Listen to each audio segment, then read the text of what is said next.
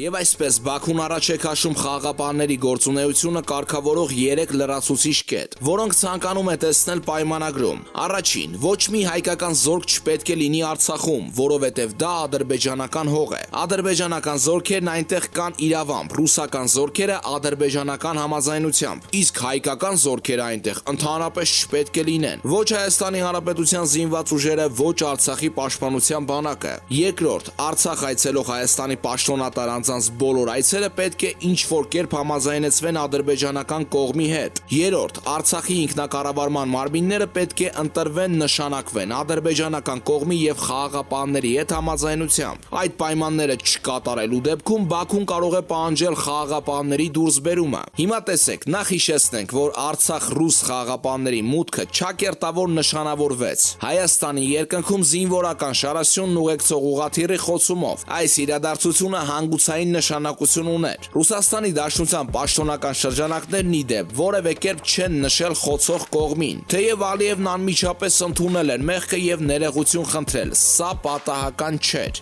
Բաքվի 3 լրացուցիչ պահանջները հարցեր են առաջացնում, եւ ամենակարևորը, նախ Նիկոլ Փաշինյանը, ապա Միքայել Մինասյանը բացահայտեցին, որ Արցախում ռուս խաղաղապահների տեղակայման վերաբերյալ պայմանագիրը Բաքուն չի ստորագրել։ Մոսկվան չի կարողացել ստիպել Ալիևին ստորագրել այդ փաստաթուղթը, թե չի ցանկացել այդպիսով խաղաղապահների տեղակայման խնդիրը բաց պահելով, ինչը թվում է լուրջ եւ մանևրի ավելի լայն հնարավորություն տվող հանգամանք է թե Երևանի, թե Բաքվի հանդեպ քաղաքականության համար։ Դատելով Հայաստանի հանդեպ ռուսական քաղաքականությունից ու քարոզչության ուղղվածությունից չի բացառվում երկրորդը, քանի որ դա հնարավորություն է տալիս Հայաստանից կորզել ավելի շատ զիջումներ կամ ամենայն դեպս չեզոքացնել հայկական կողմի պահանջները, օրինակ դնելով Արցախի հայ բնակչության անվտանգության խնդիրը։ Ռուսները դրանով կարող են բացատրել պերմանենտ զիջումները Բաքվին, որի մասին նորերս ակնարկել էր Արցախի ԱԽ քարտուղար Վիտալի Բալասանյանը։ Հին թաղեր խծաբերդ իրադարձություններն այս շարքից են։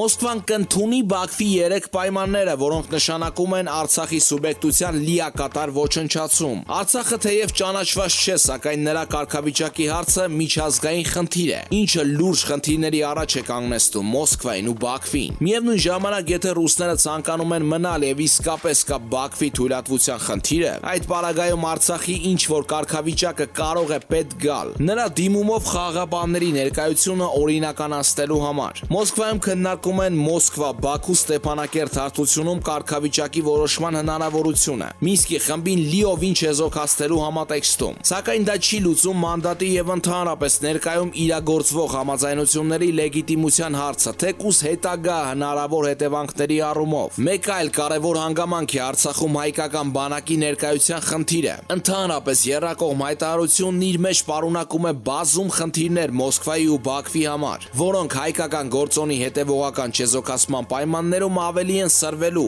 Եռոտանում մեկ ոտքի բացակայությունը փլուզում է այն։ Մոսկվան ու Բաքուն չափազանց հեռու են գնացել դա կանխելու համար, ինչը նրանց ի վերջո հասցնելու է ուղիղ բախման դրանից բխող հետևանքներով։ Պետք չէր Հայաստանի հետ այդպես վարվել, հայկական գործոնը հնարավոր չէ ոչնչացնել։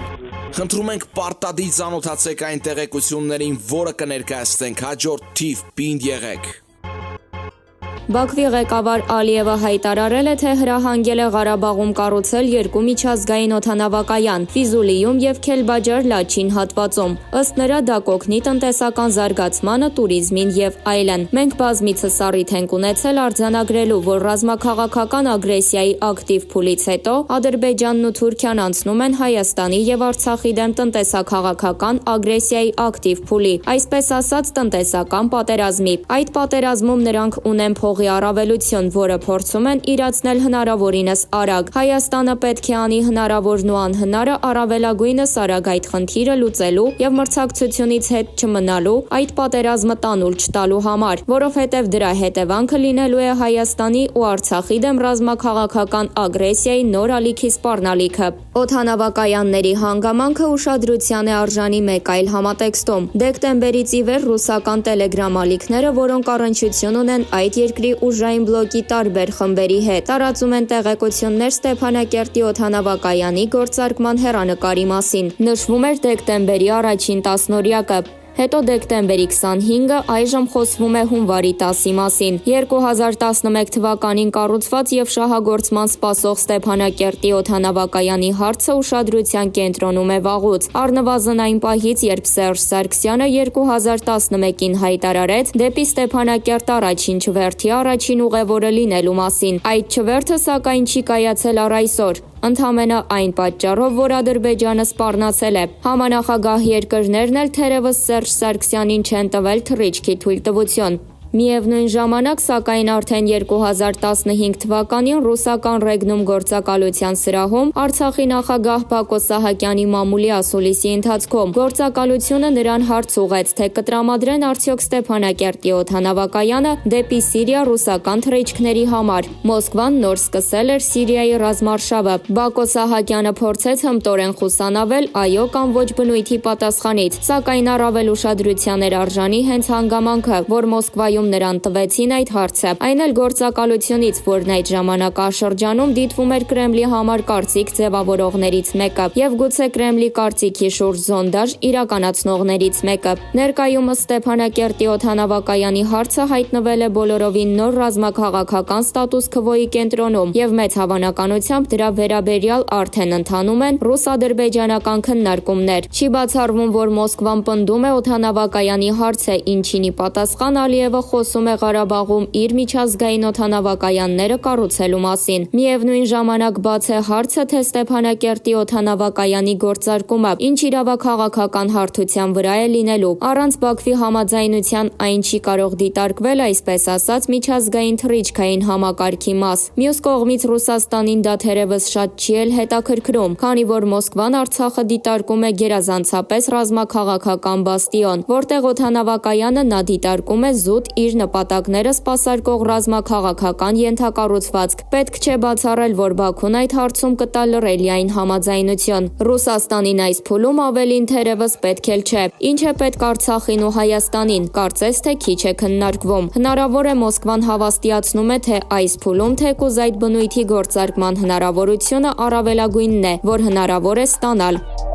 Նիկոլ Փաշինյանը պետք է զգույշ լինի եւ չշտապի։ Պարոն Մինասյան, Ելիսեյան պալատից վկայակոչելով Էմանուել Մակրոնի եւ Նիկոլ Փաշինյանի հեռախոսազրույցը, հայտնում են, որ Ֆրանսիան կողմ է Լեռնային Ղարաբաղի հակամարտության երկարաժամկետ քաղաքական կարգավորման որոնմանը, ինչ կարելի է ակնկալել։ Մինասյան, նոյեմբերի 9-ին կնքված հրադադարի մասին համաձայնագրով նվաստացան եւ Ֆրանսիան եւ Միացյալ Նահանգները, քանի որ հակամարտությունը բանակցվում էր առանց Մինսկի խմբի համանախագահության արևմտյան երկրների։ Ֆրանսիան ցանկանում է իրեն փրկագնել եւ զգուշորեն է գնում հակամարտության կարգավորման արդար լուծման ճանապարհով։ Հատկապես անհրաժեշտ կլինի սպասել Վաշինգտոնում նոր վարչակազմի Բայդենի հաստատմանը արևմուտքի մանևրի իրական տարածությունը չափելու համար։ Թուրքիան եւ Ադրբեջանը չեն ողջունում արևմտյան նախաձեռնության այս հնարավորությունը։ Ինչ վերաբերում է Ռուսաստանին, ապա այն հետաձգում է եւ ցանկանում է ժամանակ շահել։ Հարց. Հայաստան-Ռուսաստան հարաբերություններին ինչ է սպասվում։ Խոսվում է առաջիկա օրերին Փաշինյան-Պուտին-Ալիև հանդիպման մասին եւ հնարավոր ստորագրվելիք փաստաթղթի մասին։ Ինչ վտանգներ եք դուք տեսնում։ Մինասյան. Այս հանդիպումը, եթե այն տեղի է ունենում, քանի որ այս պահին պաշտոնական ոչինչ չկա,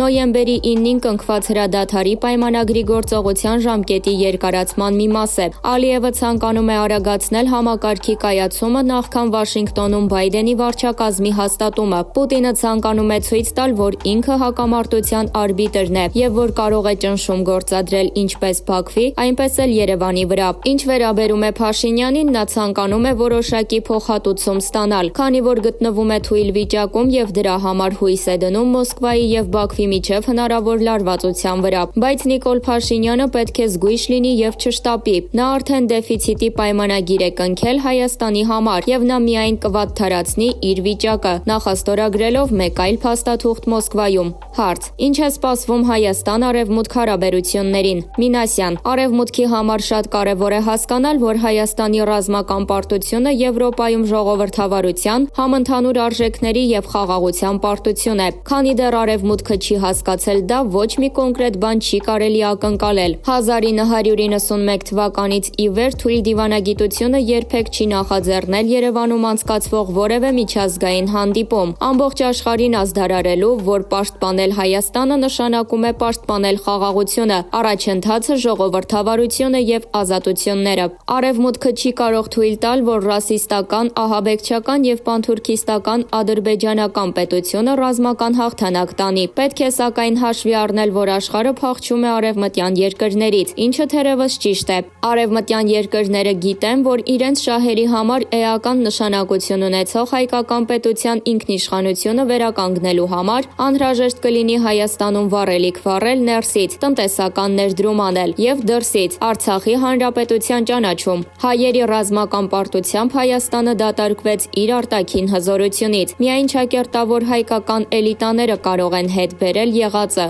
Արևմուտքի օգնությամբ։ Հարց. մտահոգիչ չէ, որ Հայաստանի քաղաքական ներկապնակում մրցություն է, թե ով ավելի շատ կարող է հաճոյանալ Կրեմլին։ Մինասյան. ես ձեզ սարսափելի պատկեր կտամ, որպեսզի դուք ինձ լավ հասկանաք։ Հայաստանն ինձ կին է հիշեցնում։ Թուրքիան մահվան դուռն է հասցնում այս կնոջը միայն այն պատճառով, որ նա կին է, պարզապես կին։ Հայաստանը Ռուսաստանից պարբերաբար ծեծված կին է, քանի որ այդ կինը ցանկանում է ինքն իրեն ազատել, հագուստ եւ այլն։ Ինչ վերաբերում է արևմտյան երկրներին, նրանք խրախուսում են Հայաստանին որպես կին ազատվել իր վիճակից արևմտյան ոճով, բայց երբ այս կինը ազատագրման նշաններ է ցույց տալիս, նա պարբերաբար հարվածներ է ստանում Ռուսաստանի կողմից կամ մահացու հարված է ստանում Թուրքիայի կողմից։ Իսկ արևմուտքը մեջքը շրջում է բռնության տեսարաններից ու լքում Հայաստանին։ Երես թեքեք, այս կնոջը թողնելով իր ճակատագրի հետ մենակ, մենք պետք է դուրս գանք այս պատկերից, որպեսզի փրկենք Հայաստանը, այս կինը, որը խնդրում է միայն ապրել։ Հարց. արտահերտ ընտրությունների վերաբերյալ քաղաքական ուժերի հետ հանդիպումներ սկսելու Նիկոլ Փաշինյանի առաջարկը,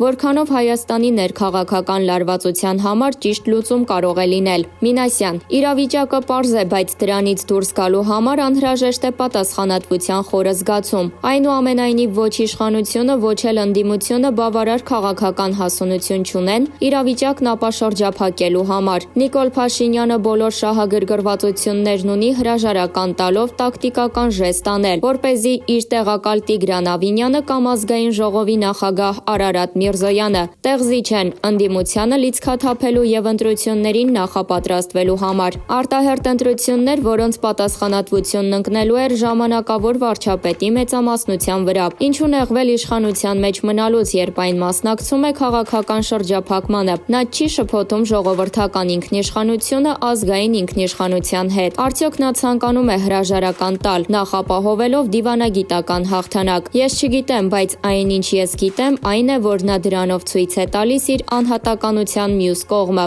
Իրավիճակն ապաշրջափակելու համար ավելի լավ է հետ քայլ անել տակտիկապես, քան կանգնել հավատալով, որ կայունությունն ապահովված է։ Միայնակ մարդը չի կարող երաշխավորել կայունությունը ինստիտուտները։